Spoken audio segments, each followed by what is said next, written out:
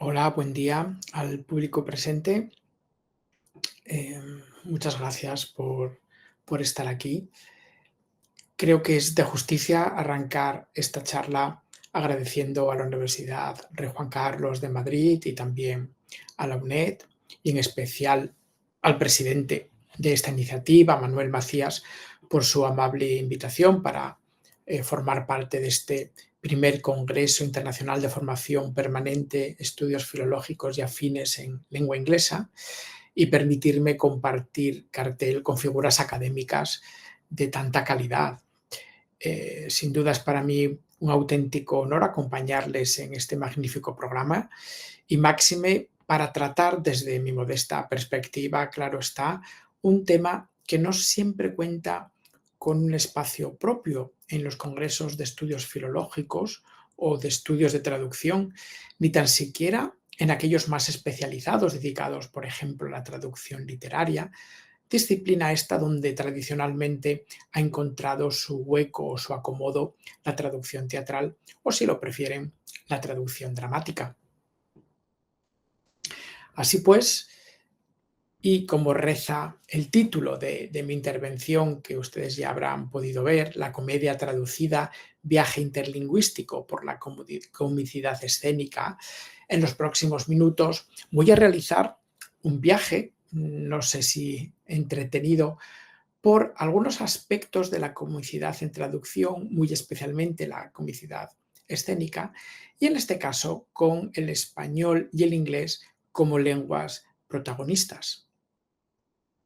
Puesto que vamos a tratar la traducción teatral como punto de arranque, creo que es necesario partir de una definición de lo que es esta modalidad, ¿no?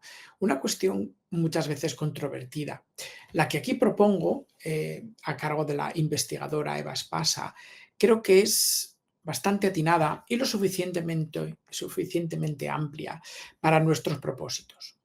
Así, Eva Espasa habla de la traducción teatral como un conjunto de transposiciones lingüísticas, escénicas, ideológicas y culturales de textos dramáticos escritos en un idioma o variedad lingüística con vistas a su representación o publicación en otro contexto lingüístico y o cultural.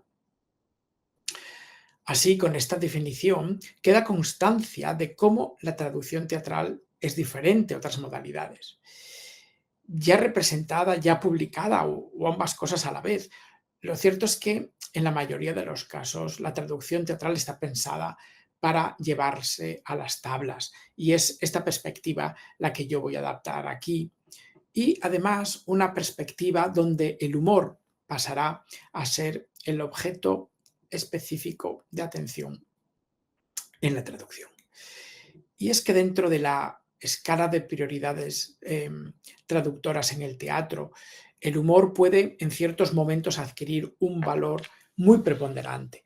Así lo constata el estudioso polaco Brandzack en una publicación de 2012, donde apuntala los 4 pilares básicos de toda traducción teatral, a saber, la inteligibilidad, cuestión esta preponderante dado el carácter oral de los textos traducidos para teatro, la poesía, está tenida en cuenta en los casos de textos originales poéticos, la actuabilidad y, como no, el humor.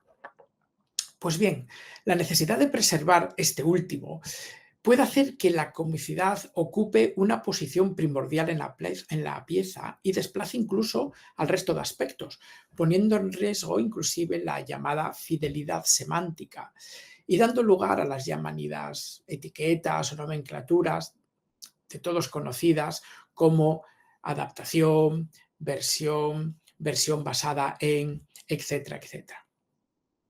Creo que no anda errado Brandzack a la hora de destacar el papel preponderante del humor en el teatro.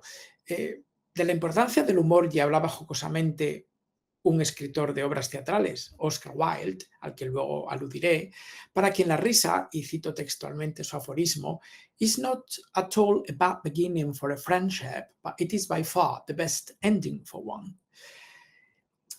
Y el humor de las artes escénicas requiere atención distintiva, no solo por su papel relevante a lo largo de la historia tampoco, sino por aquellos aspectos de corte lingüístico y semiótico que vienen siempre ligados o asociados a la comicidad teatral, incluso en obras que no son cómicas propiamente dichas, pero donde el humor suele aparecer o actuar como un elemento distensionador.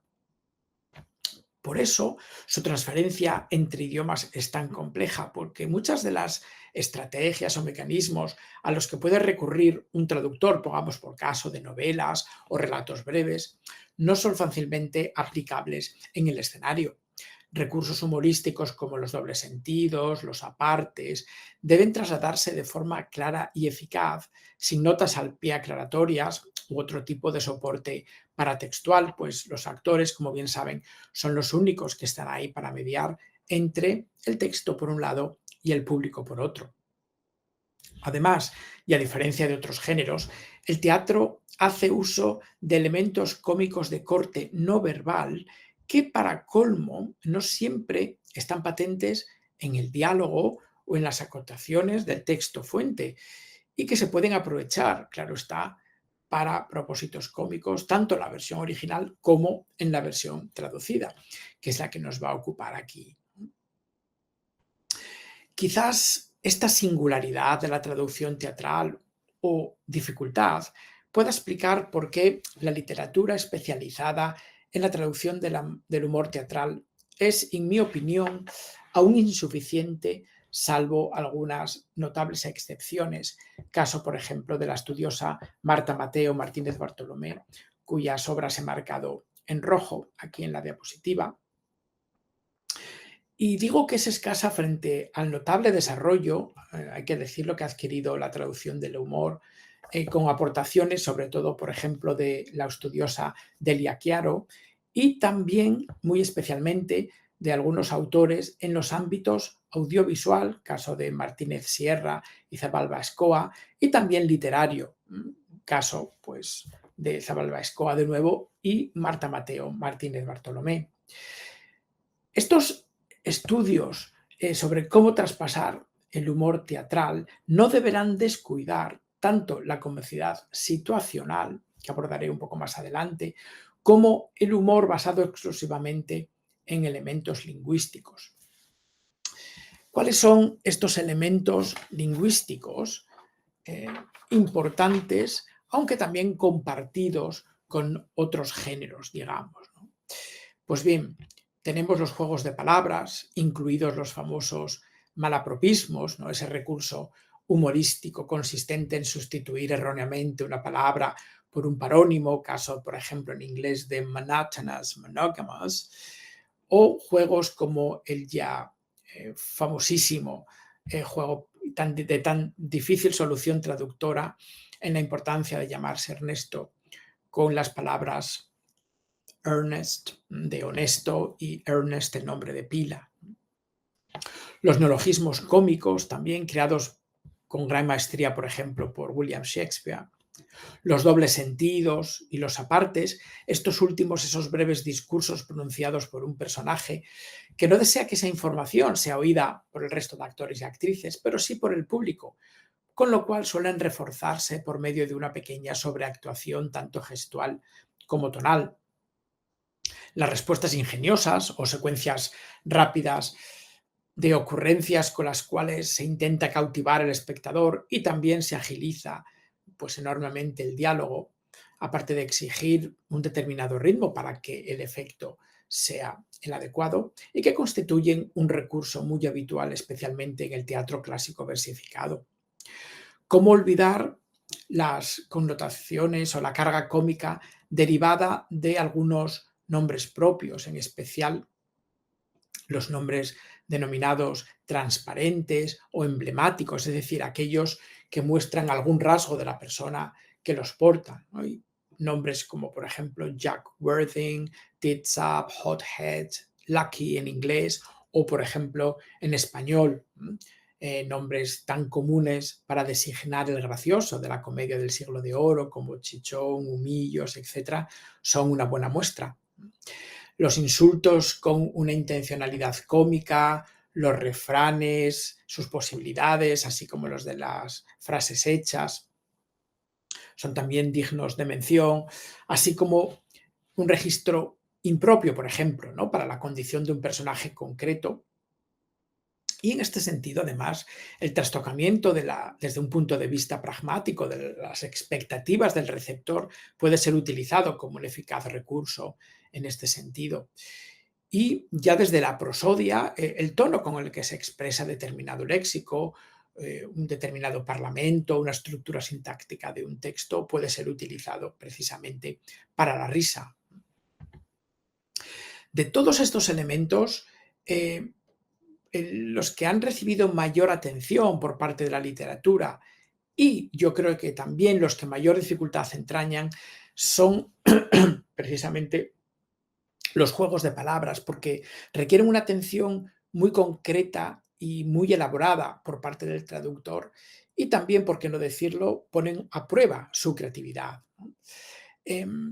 Sirva a modo de sencillo ejemplo este esta intervención o esta réplica procedente de una traducción inglesa de la calderoniana La vida es sueño, en la que Clarín asume que no puede hacer seguir pasándose por Segismundo y entonces se refiere a sí mismo como príncipe güero, jugando con el significado de güero, que quiere decir vacío, y también con una expresión propia del español de la época, que es salir güero, esto es fracasar en un empeño. De ahí que replique más que soy príncipe güero, ya anticipando su mala suerte, ¿no?, futura. Pues bien, la traducción al inglés, en este caso de John Clifford, propia del año, perdón, de 1998, hace referencia a un elemento contemporáneo en ese momento, ¿no? De manera que la réplica de Clarín reza I'm the artist formerly known as blank. Soy consciente de que la antigüedad relativa de esta traducción, que data, como dije antes, de 1998, podría hacer que el juego fuera incomprensible para las generaciones más jóvenes y se forzara un cambio en las referencias si, por ejemplo, se representara hoy día en Inglaterra, lo que viene a ser de nuevo un ejemplo o una muestra bastante clara de la plasticidad de la traducción teatral, ¿no? Pero en este caso, la alusión hace mención al cantante Prince y el momento preciso en el que decidió prescindir de este nombre, Prince, y darse a conocer con el nombre de The Artist Formerly Known as Prince. Entendemos que provocando la risa del auditorio en ese momento determinado, ¿no? Pero como anticipaba, no voy a detenerme más en este tipo de comicidad meramente lingüística, sino que dado que estamos hablando de teatro, voy a centrarme en el segundo tipo de comicidad, ¿no?, la llamada comicidad situacional o escénica. Y es que si algo distingue al teatro es por las múltiples posibilidades que ofrece este tipo de comicidad. En un libro muy, muy antiguo de un análisis de la comedia en el teatro, a cargo del escritor Elda Olson, que data de 1968, el autor distingue 6 áreas en las que el humor puede hacer su aparición en teatro y que me gustaría adoptar como base, ¿no?, para este estudio. Por un lado, él habla del argumento. En inglés lo denomina thought and plot. Máxime si este es humorístico y es fundamental para garantizar la risa, sobre todo en aquellas escenas marcadamente hilarantes con situaciones pues se pueden imaginar de lo más variopinto, junto con la acción correspondiente, ¿no? También, dice Olson, contribuye mucho al humor los temas o conceptos tratados, ¿no? Es decir, si estamos ante una comedia, una tragicomedia, una parodia, etc. La dicción de los discursos y palabras juega o desempeña un papel fundamental. La música y el espectáculo, incluidos pues las luces, el sonido, etc.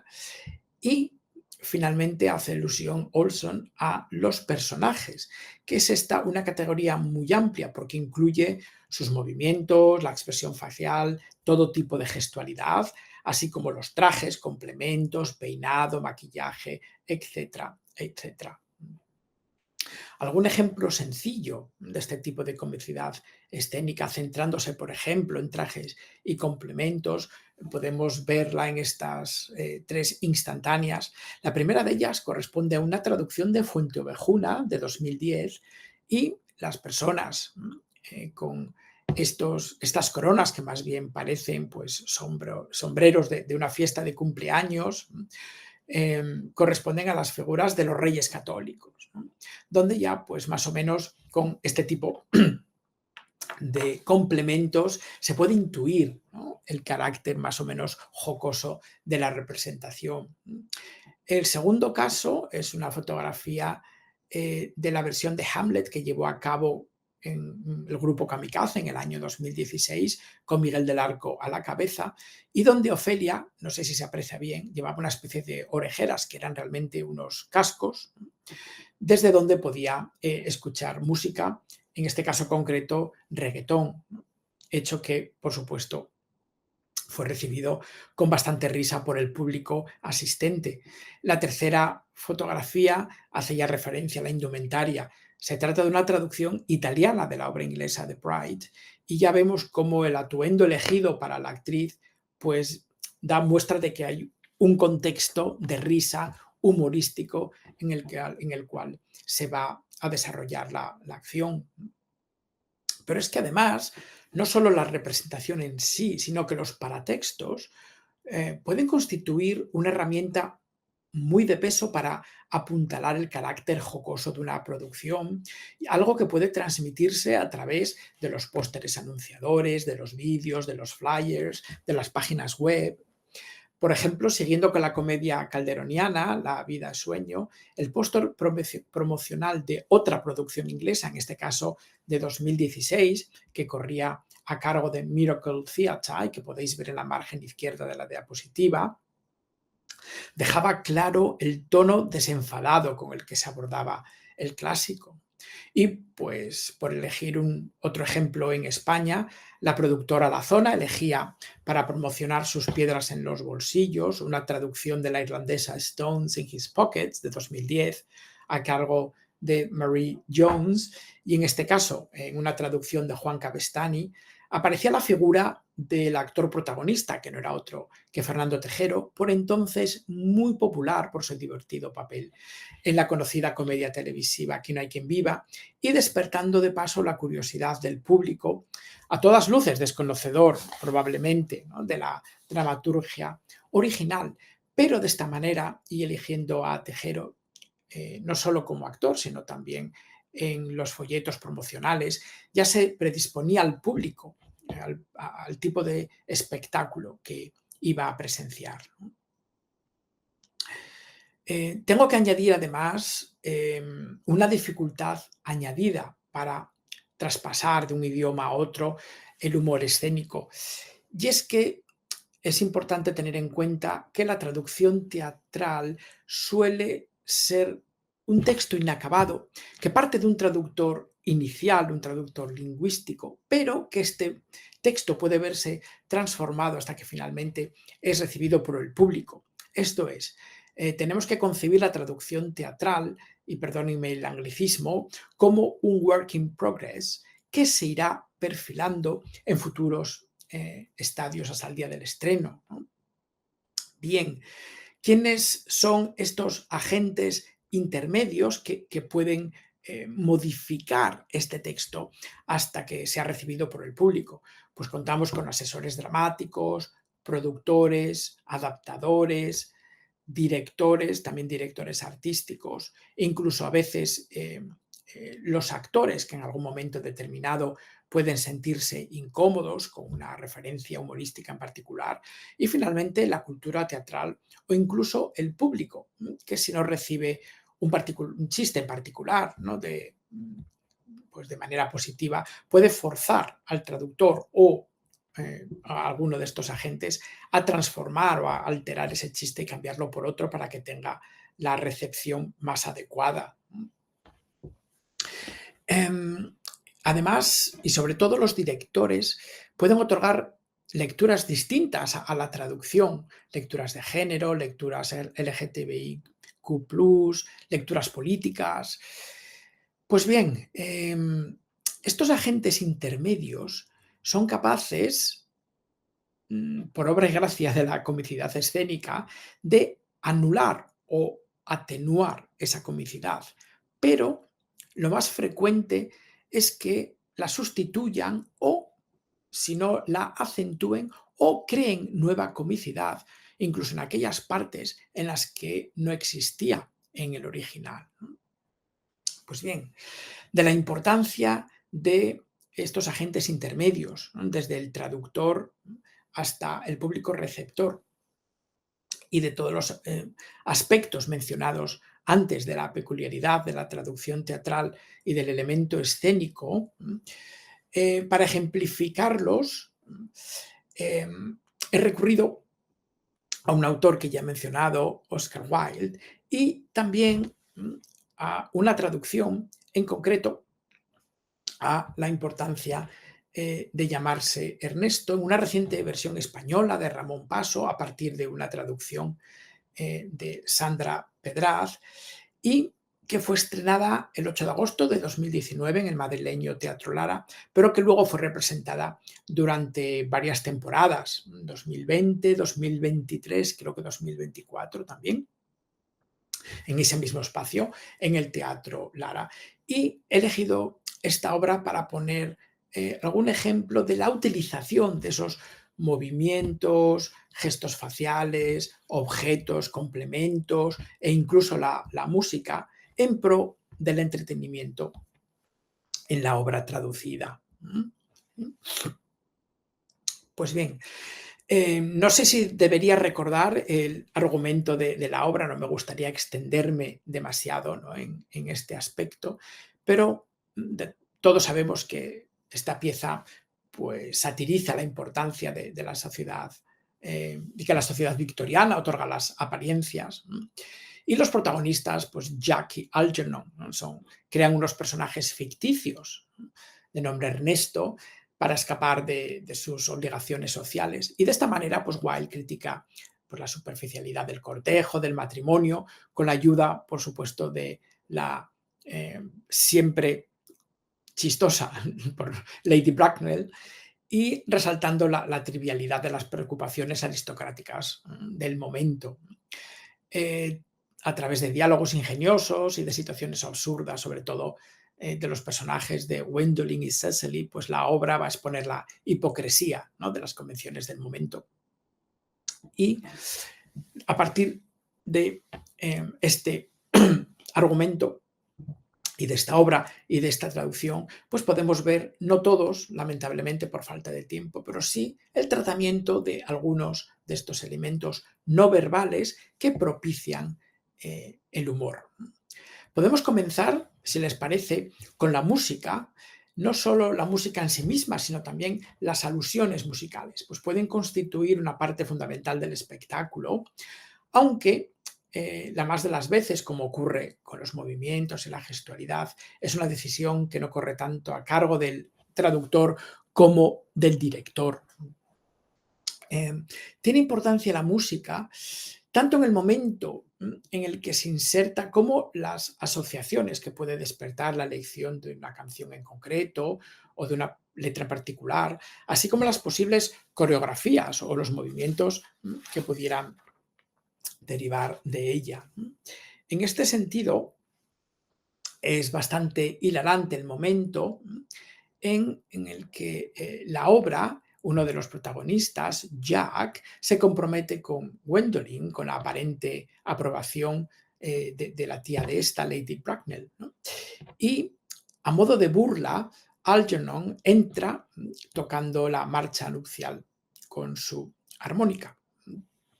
En este caso, vemos como en inglés la acotación nos dice que Jack looks perfectly furious and goes to the door, y hay una pequeña alteración en la traducción, ¿no? Con la inclusión de esta armónica que mencionaba y también el acompañamiento de la señorita Lane, que en el original es un personaje que realiza un varón, ¿no? También tenemos una omisión en la parte inglesa de la frase "How idiotic you are", pero veamos cómo se transforma en el espectáculo esta escena en particular.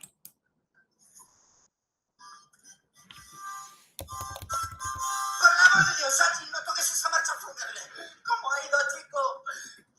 No me irás a decir que cuando le te ha dado calabazas. Últimamente siempre está rechazando pretendientes. Pues bien, aquí la gran novedad reside en la respuesta de Jack, que es sin duda más cómica en español, algo que se acentúa mediante el uso de la armónica, por un lado, y también con la presencia de la señorita Lane, que camina tras Jack al compás del ritmo, acentuando de esta manera pues la comicidad de la escena. Otras veces, sin embargo, la música se utiliza sencillamente como entretenimiento o momento de transición entre escenas, muchas veces acompañada de gesto y movimiento, como se aprecia en el siguiente ejemplo que he seleccionado.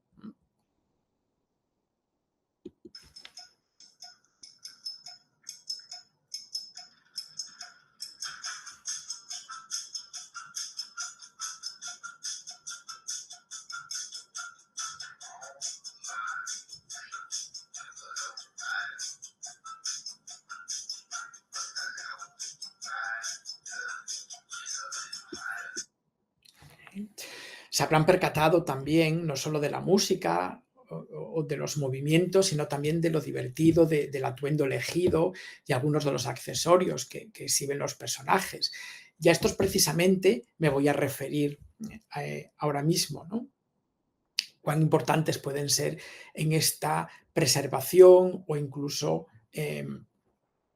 añadidura humorística al original.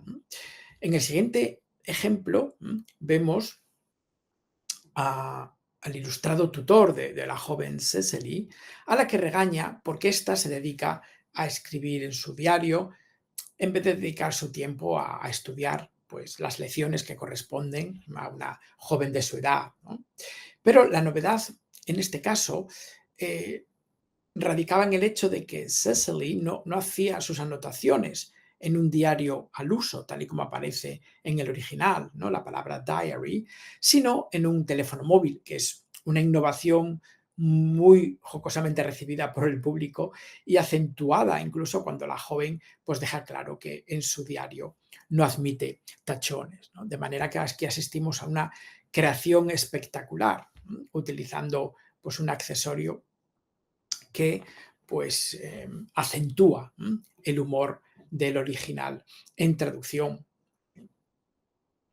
En la siguiente imagen vemos que tanto estos accesorios, ¿no?, como la coreografía y el vestido van a contribuir, ¿no?, a este entretenimiento.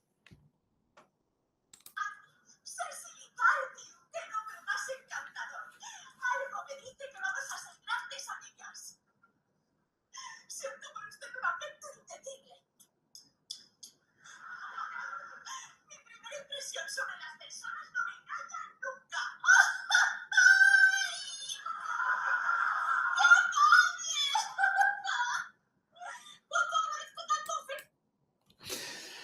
Pues vemos cómo precisamente esta coreografía, acompañada pues, de unos accesorios en particular, de un calzado muy especial como las zapatillas Converse, pues ayudan precisamente a mantener y a acentuar, como comentaba antes, ¿no?, esa comicidad o ese humor, ¿no?, que ya se percibe en el texto fuente. De hecho, la gestualidad va a ser muy importante porque va a invadir prácticamente el resto de los elementos que aparecen en la escena. Podemos verlo, por ejemplo, en eh, estas réplicas que corresponden al principio de la obra. Aquí Algernon, como pueden ver, muestra su impaciencia comiéndose todos los sándwiches de pepino que la señorita Lane había preparado para agasajar a Lady Bracknell, que es la tía de Algernon, que está a punto de llegar porque viene a la casa de visita. Y de hecho, en varias páginas de la traducción ya hay indicaciones claras de que es él, ¿no?, quien se ha comido esos sándwiches, pero en un alarde de cinismo, en un momento determinado va a levantar esa bandeja que ya está vacía y va a acusar de habérselos comido a la señorita Lane, ¿no?, que, a la que critica porque no hace bien su trabajo, ¿no? Vemos que el texto original y el texto en español es bastante parecido. ¿Ok? Quizás el in horror del original, que queda más atenuado en la traducción, y en rojo he marcado la acotación gravely, que desaparece luego en español y que hace alusión a un tipo de gestualidad que debe adoptar el personaje que hace de Lane. Veamos cómo Paso transformó mediante la traducción este diálogo en español.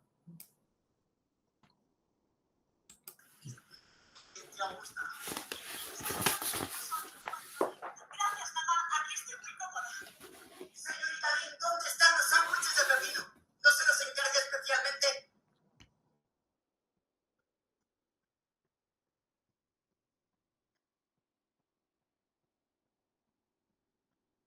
No había pepinos en el mercado esta mañana, señor. Y 2 veces. Así que, perdón que he pasado la diapositiva, vemos en este caso cómo la gestualidad de Lane, lamento no haber captado el momento exacto y haber puesto la pausa ahí, va un poco más allá de ese gravely que aparecía en las acotaciones originales, ¿no? Y también es bastante humorístico el tiempo que dedica el director, ¿no?, a esta actriz para que muestre su gestualidad, ¿no? Por supuesto que disponemos de múltiples ejemplos, ¿no?, a lo largo de toda la obra. Así, y volviendo al personaje de Cecily, vamos a ver ahora cómo, estando con su tutor, pisotea, ¿no?, los libros de alemán cuando este le ordena que estudie, mientras ella exclama a la mierda, 1000 veces a la mierda en alemán, ¿no?, cuando en el original solo se indica que devuelva los libros a una mesa, acompañado de un horrid German. Pero el hecho de que los lance al aire pues supone una exageración quizás con respecto del original, o una innovación, ¿no?, que acentúa el carácter jocoso de nuevo del original. Un aspecto bastante interesante de esta traducción tiene que ver con las alusiones sexuales de corte humorístico, porque en español casi siempre resultan muchísimo más explícitas y acentuadas las más de las veces mediante un tono de voz concreto y, como no, pues de una gestualidad ad hoc. Así se observa en otra escena, concretamente en una escena de cortejo entre Jack y Gwendolyn, y la parte añadida por el traductor, que la he puesto aquí en rojo, es un recurso explicativo que busca aclarar el juego de palabras presente en el título y de tan complicada resolución, pero a la hora de pronunciarla vendrá acompañada de un movimiento gestual un tanto obsceno que vamos a ver a continuación. El único, por lo menos. Ha tenido usted siempre para mí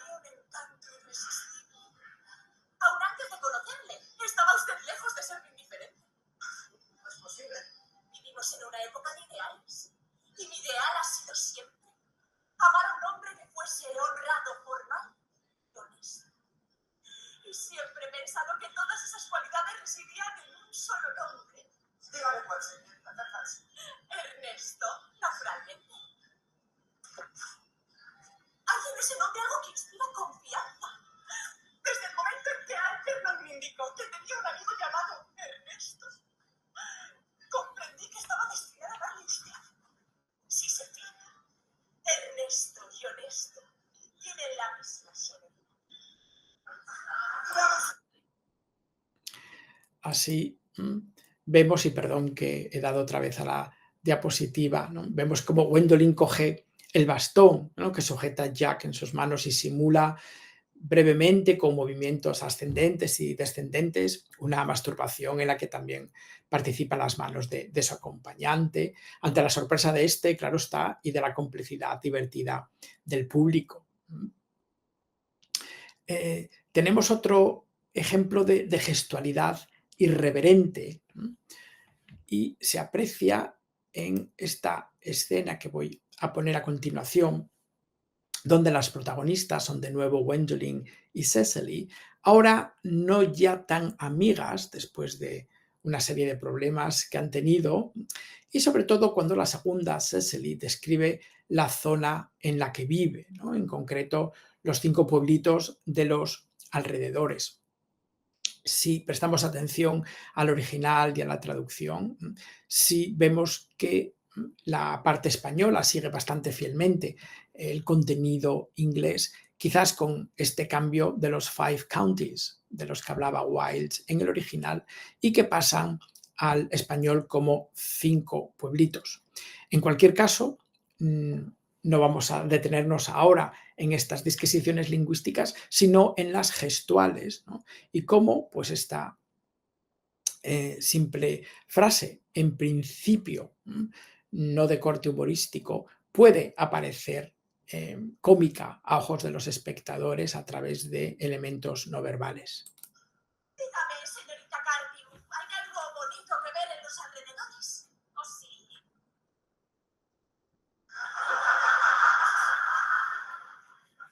Muchísimas cosas. Desde una de las colinas cercanas pueden verse 5 pueblecitos bellísimos. Así que en este caso, pues hemos visto cómo la gestualidad a la hora de hablar de una es utilizada por la actriz con propósitos claramente cómicos. Por supuesto, contamos con muchísimas más escenas y muchísimos más elementos que pueden analizarse a la hora de mostrar cómo el humor contextual, ¿no?, puede aparecer en traducción en teatro una vez que éste ya está sobre las tablas, ¿no? Pero en cualquier caso, y para cerrar este velocísimo repaso, tenemos que centrarnos en 2 cuestiones que yo quiero dejar claras aquí para concluir, y que pueden ser éticamente discutibles, ¿no?, pero que creo que sí son interesantes, por lo menos para reflexionar o fomentar el debate.